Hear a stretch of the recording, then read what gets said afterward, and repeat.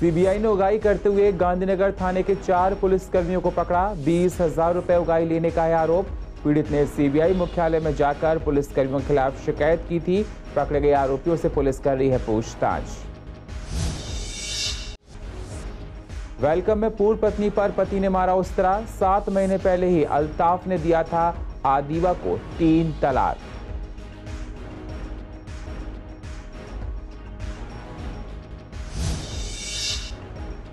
नपेंगे सीमापुरी में तैनात रहे 2 एसएचओ समेत 5 पुलिस वाले।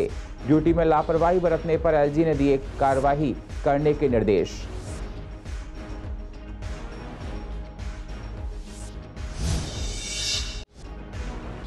गोकुलपुरी में मेन रोड पर चला एमसीडी का बुलडोजर। अतिक्रमण मुक्त करवाया गया गोकुलपुरी का मेन रोड।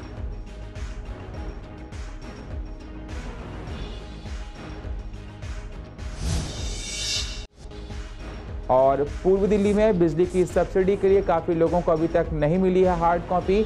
बहुत से लोगों के पास नहीं है स्मार्टफोन। काफी लोगों के पास नहीं आया है मैसेज।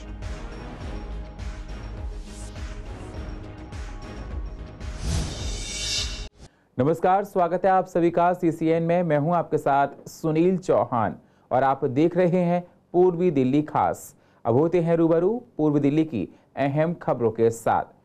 सीबीआई ने बुधवार को उगाही करते हुए गांधीनगर थाने के 4 पुलिसकर्मियों को पकड़ा है। आरोप है कि पुलिसकर्मियों ने गांधीनगर क्षेत्र में कचौड़ी की दुकान चलाने वाले वक्त से 10,000 रुपए की उगाही की थी। उगाही की रकम एक कपड़ा दुकानदार के जरिए ली जा रही थी। सीबीआई ने उसे भी पकड़ लिया है। पुलिस सूत्रों ने बताया है कि 24 साल के युवक गांधीनगर के नानक बस्ती में कचौड़ी की दुकान चलाता है। गांधीनगर थाने के हेड कांस्टेबल नीरज राणा और अमित मलिक उससे 20,000 रुपए की उगाही मांग रहे थे। आरोप है कि रकम न देने पर पीड़ित को अंजाम भुगतने की धमकी दे रहे थे और उसका सामान भी ले गए थे। इसके बाद पीड़ित ने पुलिसकर्मियों से बात कर 10,000 रुपए से सौदा तय किया। इतना होने के बाद सोमवार को पीड़ित ने सीबीआई के मुख्यालय में जाकर पुलिसकर्मियों के खिलाफ शिकायत दी। बुधवार को सीबीआई ने जाल बिछाया। पुलिसकर्मियों ने दीपक नाम के कपड़ा दुकानदार को पीड़ित के पास रकम लेने के लिए भेजा। दुकानदार ने जैसे ही पीड़ित से रकम ली तभी उसे सीबीआई ने पकड़ लिया।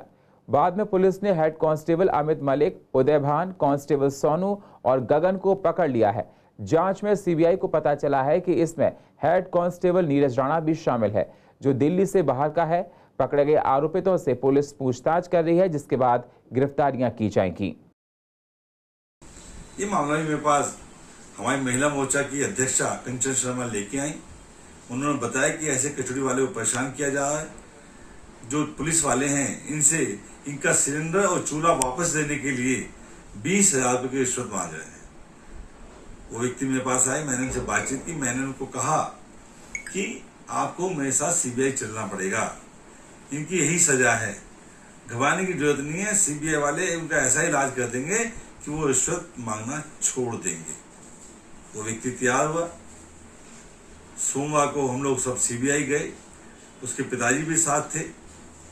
उन्होंने जो बताया, बड़ी दर्दनाक कहानी। एक कचौड़ी बेचने वाला, समोसे बेचने वाला अपना काम करता है, शाम के टाइम को काम की तैयारी करता है, तो जब वो तैयारी बाहर कर लेता है, मैदा वैदा गूंथ लेता है, मसाले बना लेता है, उसके बाद पुलिस वाला आता है और उसके भट्टी और सिलेंडर उठा के ले जाता है। उसका सारा नुकसान हो जाता है, सारी कमाई खत्म हो जाती है, सारा तहस नहस हो जाता है। उसकी आंखों में आंसू आ गए। उसने बताया कि सामने वाले पड़ोसी ने मेरे पिताजी को थप्पड़ मारा। उन्होंने अमित नाम के हेड कांस्टेबल को रंगे हाथों पैसे लेते पकड़ लिया। वो एक वहां पे कोई उनका साथी है जिससे उनके पास पैसे जमा करते थे, वो भी साथ में पकड़ा गया है। जब भी कोई कार्रवाई की जाएगी, आगे भी जो शिकायत आएगी सीबीआई के माध्यम से करवाई जाएगी और सीबीआई के माध्यम से किसी भी डिपार्टमेंट का व्यक्ति हो उसको पकड़वाया जाएगा। उत्तर पूर्व दिल्ली के वेलकम इलाके में मंगलवार देर रात एक युवक ने अपनी पूर्व पत्नी के चेहरे पर उस तरह से हमला कर दिया। हमले में महिला बुरी तरह से जख्मी हो गई। वारदात के बाद आरोपी मौके से फरार हो गया। गंभीर हालत में पीड़िता आदिबा, जिसकी उम्र 20 साल है, उसको जगप्रवेश चंद अस्पताल ले जाया गया, जहां से उसे एलएनजेपी अस्पताल रेफर कर दिया गया। पुलिस ने पीड़िता का बयान लेकर आरोपी अल्ताफ की तलाश शुरू कर दी है। पुलिस आसपास के लगे सीसीटीवी कैमरों की मदद से जांच कर रही है। पुलिस के मुताबिक आदिबा अपने परिवार के साथ जनता कॉलोनी वेलकम इलाके में रहती है। इसके परिवार में पिता मोहम्मद शाकिर, मां और 4 बहन भाई हैं। साल 2020 में आदिबा की जनता कॉलोनी में ही रहने वाले अल्ताफ से शादी हुई थी। शादी के कुछ ही दिनों बाद पति पत्नी के बीच अनबन रहने लगी। आदिबा के पिता शाकिर ने बताया कि अल्ताफ कोई काम धंधा नहीं करता था, उसे नशा करने की आदत थी। 7 महीने पहले आरोपी ने आदिबा को तलाक दे दिया था। आरोप है कि मंगलवार को बात करने के बहाने अल्ताफ ने आदिबा को उसके घर से बाहर बुलाया। जैसी आदिबा वहां पहुंची, आरोपियों ने उसके चेहरे पर उस तरह से हमला कर दिया। बाद में आरोपी फरार हो गया। पीड़िता को अस्पताल में भर्ती कराया गया है, जहां उसका इलाज जारी है। पुलिस आरोपी की तलाश कर रही है। एलजी वीके सक्सेना ने सीमापुरी थाने में तैनात रहे एसएचओ संजीव गौतम और हरीश कुमार समेत 5 पुलिसकर्मियों पर अनुशासनात्मक कार्रवाई करने के निर्देश दिए हैं। एक शख्स की पिटाई के मामले में इन पुलिसकर्मियों ने लापरवाही बरती, जिससे उसकी बात में मौत हो गई थी। पीड़ित परिवार ने कंप्लेंट्स अथॉरिटी में इसकी शिकायत की। सभी पुलिस वालों ने पीसीए के सामने अपनी लापरवाही को कबूल किया था। एलजी ने दिल्ली पुलिस को नियमानुसार दोषी पुलिस वालों के खिलाफ उचित अनुशासनात्मक कार्रवाई शुरू करने का निर्देश दिया। बाकी 3 में एएसआई हीरालाल, एसआई राहुल सागर और रवि पूनिया का नाम है। एलजी हाउस के मुताबिक नई सीमापुरी में रहने वाले मूसा को शान अली और फरीद के लात घूंसों से पीटने की कॉल 8 दिसंबर 2018 को मिली थी। इन 5 पुलिसकर्मियों ने इसी केस में घोर लापरवाही बरती थी। इसे लेकर मूसा की बहन आसमा बीबी ने 15 जनवरी 2019 को पीसीए में शिकायत दर्ज कराई थी। उन्होंने बताया था कि उनके बेटे हसरत ने ये कॉल की थी, लेकिन जांच अधिकारी ने आरोपियों के खिलाफ कोई एक्शन नहीं लिया और मूसा की मेडिकल जांच तक नहीं करवाई। इस मारपीट से जख्मी मूसा को हालत बिगड़ने पर 18 अक्टूबर 2018 को जीटीबी अस्पताल में भर्ती कराया गया था। इसकी जानकारी सीमापुरी थाने को दी गई तो एसआई रवि पूनिया ने मारपीट की धारा में केस दर्ज किया। पीड़ित की 30 दिसंबर 2018 को मौत हो गई। आसमा बीबी ने बताया कि जांच अधिकारी ने कोई सटीक एक्शन नहीं लिया। पुलिस ने पेट में कोई जांच नहीं की और न ही मुकदमा दर्ज किया। पुलिस को इस पूरे मामले में लापरवाही बरतने का दोषी पाया गया है। उत्तर पूर्वी दिल्ली के शादरा नॉर्थ जोन के उपायुक्त अमित कुमार शर्मा इस वक्त अपने कार्यों को लेकर चर्चा में बने हुए हैं। ऐसा इसलिए क्योंकि वह उत्तर पूर्वी दिल्ली के अंदर इंक्रोचमेंट को लेकर बेहतर कार्य कर रहे हैं। ऐसा इसलिए कह रहे हैं क्योंकि वे अवैध अतिक्रमण को हटाने के लिए खुद वार्ड में जाकर अवैध अतिक्रमण के खिलाफ कार्रवाई कर रहे हैं और इलाके में अतिक्रमण हटा के लोगों को अतिक्रमण से मुक्ति दिला रहे हैं। शादरा उत्तरी जोन के उपायुक्त अमित कुमार शर्मा ने बताया कि इसकी बार शिकायत मिल रही थी। इसको लेकर उन्होंने गोकुलपुरी रोड को अतिक्रमण के खिलाफ अभियान चलाया, जिसमें इससे पहले वे कई जगह अतिक्रमण के खिलाफ कार्रवाई कर चुके हैं और उन्होंने लोगों से अतिक्रमण के खिलाफ अपील करते हुए कहा वे अतिक्रमण ना करें और जितने में उनकी दुकान है उतना ही अपना काम करें। अतिक्रमण ना करके दिल्ली नगर निगम का सहयोग करें और उन्होंने दिल्ली पुलिस के जवानों की भी प्रशंसा की। उन्होंने बताया कि दिल्ली पुलिस अवैध अतिक्रमण के खिलाफ कार्रवाई करने में शादरा उत्तरी जोन का भरपूर सहयोग कर रही है, जिसका वे आभार व्यक्त करते हैं। ये एनक्रोचमेंट की ड्राइव हमारे जोन में पिछले 1 महीने से चल रही है और आगे भी हमने बड़ी लंबी योजना बना रखी है। अगले 2-3 महीने ये रेगुलरली हम लोग एनक्रोचमेंट की ड्राइव पूरे जोन में करेंगे। ये वीक में 2 बड़ी मेजर ड्राइव करते हैं हम लोग, जो जेसीबी वगैरह के साथ। बाकी छोटी छोटी ड्राइव हर दिन चलती रहती है।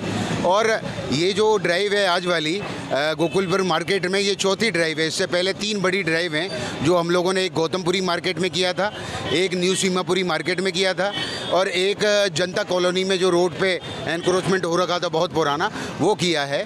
और ये एमसीटी द्वारा एनक्रोचमेंट में 0 टॉलरेंस पॉलिसी का हम लोग अपना रहे हैं। कोई भी किसी भी तरीके की एनक्रोचमेंट पे किसी भी तरीके का कोई भी अनलॉफुल एक्ट को बर्दाश्त नहीं किया जाएगा। दिल्ली सरकार ने दिल्ली वालों को बिजली मुफ्त देने का फैसला किया और दिल्ली को 200 यूनिट फ्री बिजली मिलने लगी।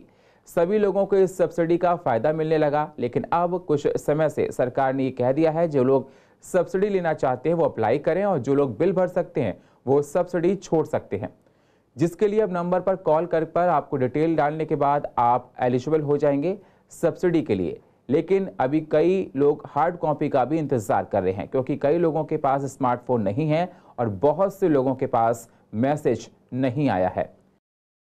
हाँ, एक फ़ोन, मेरे फ़ोन पे भी एक मैसेज आया था, तो उसमें यही लिखा था कि आप एक मिस कॉल मारो तो आपके फ़ोन पे एक फॉर्म आएगा, उसे सबमिट करके व्हाट्सएप पे भेज देना। तो मैंने वो मैंने मिस कॉल मारी, मेरे उस पर फ़ोन पे आया, मैंने फॉर्म भर के सबमिट करवा दिया है, व्हाट्सएप पे भेज दिया। अब आगे देखो क्या होता है। सब्सिडी तो सबको चाहिए, सबको चाहिए। बहुत फ़ायदेमंद है, जीरो बिल आ रहा है। अगले महीने से हमारे 3 फ्लोर हैं, किसी के 4 फ्लोर हैं, तो वो कहाँ से बिल पे करेगा। हाँ, बोल रहे हैं कि मतलब उसके साथ ही आएगा, बिजली के बिल आएगा ना, उसके साथ ही लग के आएगा। क्या लग के आएगा? वो सेम सिटी वाला। मेरा आ गया कम से कम 3,000 साढ़े 3,000 का बिल। हाँ, दिक्कत तो बहुत होती है। देखो गरीब आदमी कहाँ से देगा इतने। जी, मैंने अप्लाई किया है, मैंने SMS किया है, तब मेरे पास रिप्लाई आया था, तो मैंने अपने CA नंबर वगैरह डाला है, तो उन्होंने बोला है कि आपको सब्सिडी मिल जाएगी। फ़ायदेमंद लगती है? फ़ायदेमंद है, इसको कंटिन्यू रखना भी चाहिए कि जो गरीब आदमी है उसको इतनी मुफ्त बिजली मिलनी भी चाहिए। बहुत लोग हैं जो मतलब नहीं लेना चाह रहे, लेकिन लेना चाहिए जब मिल रही है तो। बिल ज़्यादा आता है, नहीं तो। 2 साल में रामलीला होने के बाद से रावण, कुंभकर्ण, मेघनाथ के पुतले बनाने वाले कारीगर उत्साहित हैं। कई जगह इनके पास जगह नहीं थी, तो ये कारीगर पार्क, फुटपाथ या किराए की जगहों पर पुतले बना रहे हैं। CCN की रिपोर्टर वंदना ने जाकर देखा तो CBD ग्राउंड में होने वाली रामलीला के लिए पुतले मैदान के पास ही बनाए जा रहे हैं, जहां कारीगर पुतले बनाने में लगे हुए हैं। जगह तो देखिए, सभी जितने भी ये कारीगर हैं पुतला बनाने वाले, ये लगभग जो है आज से 15 दिन पहले आ गए थे यहाँ पर। और ये जो दिल्ली के आसपास ही जो सीमावर्ती क्षेत्र है यूपी, वहाँ फरक नगर के रहने वाले नदीम भाई हैं, और इनके साथ जो इनकी टीम है वो मैं तो इनके सराहना करूँगा, क्योंकि इन्होंने जो हमें अपेक्षा थी उससे पहले जो अपनी पुतले बनाने की प्रक्रिया लगभग जो है 60% इन्होंने पूरी कर दी है। और रही बात ये है कि दिल्ली सरकार के द्वारा जो पुतले को लेके, जो पटाखों को लेके जो विषय रखा गया था, उस विषय को जो है दिल्ली सरकार ने कहीं ना कहीं हिंदू समाज के जो पर्व हैं उन पर्वों पे कहीं ना कहीं प्रहार करने की योजना बनाई है। अब ये बताइए, पहले तो कहा था जी भाई चलो पटाखे जो है तो प्रदूषण करते हैं, किंतु ग्रीन पटाखे जब अनुमति मिल गई थी सेंटर से भी और दिल्ली सरकार के द्वारा भी, तो ग्रीन पटाखों पे बैन क्यों लगाया जा रहा है, ये मुझे समझ नहीं आ रहा। अगर ग्रीन पटाखों पे बैन लगाया जाएगा तो मतलब नेचुरल जो पर्व आज से नहीं हजारों सालों से मनाया जा रहा है, अति उत्साह और उल्लास से मनाया जाता है, उस पर्व को मनाने में समाज जो कहीं ना कहीं कुंठित रहेगा। पुतले दशहरे वाले दिन जरूरत पड़ती है, उससे पहले तैयार हो जाएंगे। और ये फरूख नगर से हमारा आलम अली है जो ये पुतले बनाता है हर साल, क्योंकि इस बार गवर्नमेंट की थोड़ी रिस्ट्रिक्शन है, तो पटाखे तो कम लगेंगे, ग्रीन पटाखे लगेंगे, तो जैसा भी प्रभु का आदेश है उसके हिसाब से। अच्छा, बहुत नहीं, एडिशनल कोई पुतला नहीं है, रावण, कुंभकर्ण, मेघनाथ के ही पुतले होंगे, और वो इस बार अच्छे पुतले होंगे, बढ़िया पुतले होंगे। और उसमें हम ग्रीन पटाखे, जो कोल्ड आतिशबाजी है जिससे पोल्यूशन नहीं होता है, हम वो पटाखे लगाएंगे, क्योंकि पोल्यूशन के हम भी खिलाफ हैं, पोल्यूशन नहीं होना चाहिए। और जो सरकार की जो नीति होगी हम उसका पालन करेंगे, लेकिन अगर हमारे धर्म के साथ कोई खिलवाड़ होगा तो हम उसको बर्दाश्त नहीं करेंगे, उसका प्रोटेस्ट करेंगे, उसकी निंदा करेंगे। यहाँ हमारी कमेटी ने हमें सहूलियत पूरी दे रखी है, पंडाल लगा दिया हमारे लिए, उसके अंदर ही हम पुतले बना रहे हैं। लगभग कितने कारीगर काम कर रहे हैं इन पुतलों पर? 8 कारीगर काम कर रहे हैं। 1 महीने का समय लग जाता है इसमें, 1 महीने तक बनते हैं। कौन कौन से पुतले बना रहे हैं? तार का बना रहे, रावण, कुंभकर्ण, मेघनाथ। तो रामलीला की तैयारी जहां जोरों से चल रही है, तो वहीं पुतला बनाने की जो तैयारी है, कारीगर उस काम में लग चुके हैं। और यहाँ पर देख सकते हैं तस्वीरों में कि किस तरीके से जो कारीगर हैं पुतला बनाने के लिए यहाँ पर पहुंचे हैं, और लगभग पुतले जो हैं वो बनाकर तैयार जो है किए जा रहे हैं। इसके साथ ही आपको बता दें कि नई दिल्ली की बात करें या अदर और जगह की, तो वहाँ पर पुतला बनाने के लिए स्पेस कम है, तो इसलिए कई लोगों को जगह जो है वो पुतले के लिए किराए पर लेनी पड़ रही है। लेकिन ईस्ट दिल्ली की बात करें तो यहाँ पर लगभग इतना स्पेस इन रामलीला कमेटियों के पास बचा हुआ है, जहाँ पर इन लोगों ने पुतला बनाने के लिए कारीगरों को एक अलग से जो जगह है वो प्रोवाइड की है, ताकि आसानी से जो पुतला कारीगर हैं वो इन पुतलों को बनाकर तैयार करें। मेघनाथ, कुंभकर्ण, रावण का पुतला तो यहाँ बनेगा ही, लेकिन एक पुतला एडिशनल यहाँ बनाया जा रहा है जो होगा तारका का। फिलहाल ये कहा जा सकता है कि आकर्षण का केंद्र होने वाला है, खासकर बच्चों के लिए, और यहाँ से बहुत सारे जो संदेश है वो भी जनता तक पहुँचेंगे। कैमरा पर्सन मोहित के साथ मैं वंदना कश्यप, कैंट, CCN। कई बीमारियां ऐसी हैं जिनका इलाज काफ़ी लंबा चलता है, काफ़ी महंगा होता है और साथ ही इनकी दवाइयां भी काफ़ी महंगी होती हैं, जिससे मरीज और उसके परिवार पर काफ़ी बोझ पड़ता है, जिसको देखते हुए केंद्र सरकार ने कई दवाइयों को सस्ता कर दिया है। डॉक्टर्स और मेडिकल स्टोर कीपर्स का कहना है ये काफ़ी अच्छा कदम है। सरकार की इस पहल से कई लोगों को फ़ायदा होगा और ये दवाइयाँ अधिकतर वहाँ मिलती हैं जहाँ आसपास कैंसर अस्पताल होते हैं। वहीं पर इन दवाइयों की बिक्री होती है, लेकिन दवाइयाँ सस्ती होने से ये आसानी से मिल सकेंगी। देखिए, कुछ दवाइयाँ जो सरकार ने सस्ती करी हैं उसके अंदर इंजेक्टेबल्स हैं, जो टीकाकरण जिसको हम बोलते हैं, जो टीके द्वारा जो है वो दी जाती हैं। कुछ कैंसर की दवाइयाँ हैं और अन्य कुछ दवाइयाँ हैं जिनको सरकार ने सस्ता किया है। तो ये जो है वो बहुत ही एक अच्छा कदम है सरकार का, एक हेल्थ केयर सिस्टम को जो है वो अफोर्डेबल बनाने के लिए सारे समाज के लिए। कैंसर जैसी शिकायत में आदमी कितना मजबूर होता है कि उसको जो है वो किसी भी तरह से जो है वो दवाई लेनी होती है, और कई बार कुछ दवाइयाँ ऐसी हैं जिनका 6-7 लाख रुपए जो है वो एक साइकिल का जो है वो खर्चा हो जाता है। तो ये बहुत ही ज़्यादा बर्डन होता है। एक आम इंसान जो है वो इतना बर्डन जो है वो नहीं ले सकता है और उनके लिए ये दवाइयों के लिए प्रोवाइड करना जो है वो बहुत मुश्किल होता है। तो ऐसे में अगर सरकार जो है इन दवाइयों के रेट को जो है वो कंट्रोल करती है तो बहुत ही अच्छी बात है। और हम सब जानते हैं कि इसके अंदर अधिकतर जो है वो टैक्सेस होते हैं, इसके अंदर अधिकतर जो है वो प्रॉफिट्स होते हैं। दवाइयाँ इतनी महंगी नहीं बनती हैं क्योंकि अन्य जगहों पे जो है वो ये दवाइयाँ काफ़ी सस्ती भी मिल जाती हैं। मगर इनके जब तक रेट कंट्रोल नहीं होंगे तब तक कंपनियाँ अपनी मनमाजी के हिसाब से जो है दवाइयों के रेट बना देती हैं और लोगों को मजबूरन जो है इतने दाम चुका के इन लाइफ सेविंग मेडिसिन को लेना पड़ता। ये पेशेंट्स के लिए जो है ज़रूर फ़ायदेमंद की बात होगी कि उनको जो है वो दवाइयाँ कंट्रोल रेट पे मिलेंगी। तो दवाइयों के दाम जो है वो बढ़ा नहीं सकते कोई भी कंपनी वाले या कोई भी केमिस्ट या कोई भी और लोग जो है दवाइयों के दाम नहीं बढ़ा सकते। तो ये मरीज़ों के लिए बहुत ही ज़्यादा अच्छी खबर है। हाँ, they are available at most of the shops.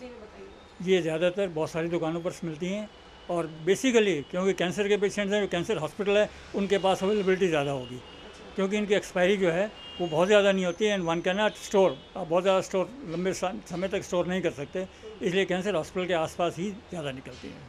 Cancer के इंजेक्शंस 1 लाख रुपए का भी आते हैं। दे स्टार्ट फ्रॉम 80,000 रुपीज़, 80,000 रुपये से 1.5 लाख रुपये तक का पर इंजेक्शन आता है और एक साइकिल में कम से कम 3-4 लाख रुपए की मेडिसिन 50% से भी कम कर दिया है।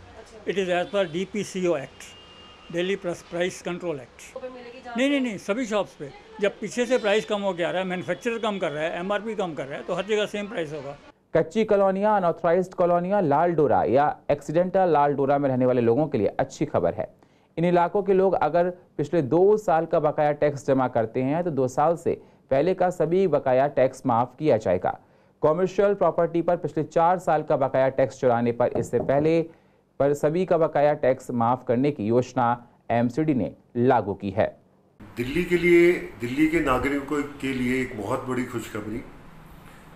दिल्ली नगर निगम ने हाउस टैक्स में बहुत बड़ी छूट दी है और मुझे लगता है कि सभी नागरिकों को समझना चाहिए और जो उस छूट का लाभ लेना चाहते हैं वो छूट का लाभ भी लें। जो भी अनऑथराइज कॉलोनीज थी, अनऑथराइज रेगुलराइज कॉलोनीज हैं या गांव की लाल डोरा ज़मीन है, ऐसे जितने भी नागरिक हैं जो अब तक किसी कारणवश अपना हाउस टैक्स नहीं दे पाए, किसी के 8 साल है, 10 साल है, 12 साल है, ऐसे सभी नागरिक, चाहे उसमें कमर्शियल है चाहे रेजिडेंशियल है, जिनका रेजिडेंशियल प्रॉपर्टी है, घरेलू प्रॉपर्टी है, पिछले 2 साल का टैक्स जमा करवा दें, उनका अब तक का पूरा अपडेशन कर दिया जाएगा, पिछला टैक्स देने की ज़रूरत नहीं है। ऐसे ही जो कमर्शियल दुकान चला रहे हैं, ऑफिस चला रहे हैं, ऐसे सभी साथी जो है पिछले 4 साल का अपना टैक्स दे दें और आम माफी योजना में पिछला सारा टैक्स उनका माफ़ कर दिया जाएगा। MCD की तरफ से कच्ची कॉलोनियों में रहने वाले लाल डोरा, अनधिकृत या एक्सटेंडेड लाल डोरा में रहने वाले सभी निवासियों और सभी दुकानदारों के लिए बहुत बड़ी खुशखबरी है। जो निवासी पिछले 2 साल का प्रॉपर्टी टैक्स चुका देते हैं, उनसे पिछले 5 साल, 10 साल, 20 साल जितना भी टैक्स बकाया है वो कुछ भी वसूला नहीं जाएगा। सिमिलरली जो दुकानदार हैं या जो कमर्शियल यूज कर रहे हैं प्रॉपर्टी का, वो अगर गत 4 वर्षों का प्रॉपर्टी टैक्स दे देते हैं तो उनको पिछला सारा बकाया, सारा जुर्माना और सारी ब्याज की राशि उनकी वेव कर दी जाएगी, अर्थात माफ कर दी जाएगी। ये एक बहुत बड़ी खुशखबरी आधी से ज़्यादा दिल्ली के लिए इसलिए है कि जो अनअप्रूव्ड इलाकों में रहते हैं और वो इस कारण से टैक्स नहीं दे पा रहे कि अमाउंट बहुत बड़ी हो गई है, जुर्माने बहुत लग जाएंगे, ब्याज बहुत लग जाएगा, उनके लिए खुशखबरी है कि एक बार उनको राहत की स्कीम मिली है कि वो केवल गत 2 वर्षों का और कमर्शियल केस में 4 वर्षों का टैक्स देकर पुरानी सारी देनदारियों से मुक्त हो सकते हैं। स्वामी दयानंद अस्पताल में जल्दी सीटी स्कैन की सुविधा शुरू होने जा रही है।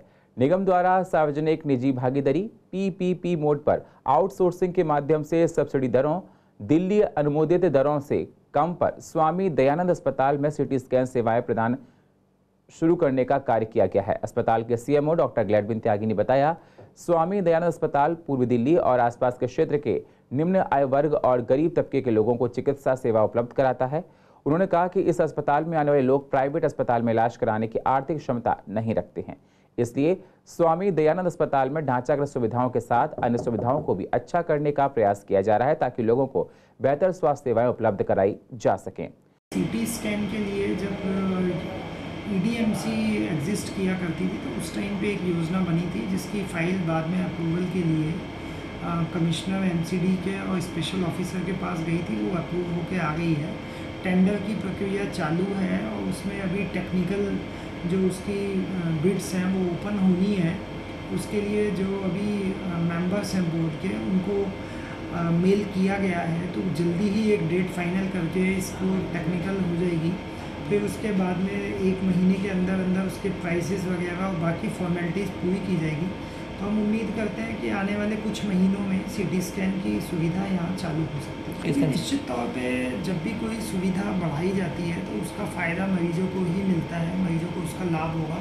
अभी जिन केसेस में CT स्कैन की ज़रूरत पड़ती है वे लोग उसको कराने के लिए या तो प्राइवेट में जाते हैं या फिर किसी चैरिटेबल में जाते हैं, जिसमें समय भी बर्बाद होता है और टाइम के साथ साथ उनका पैसा भी अधिक देना पड़ता है।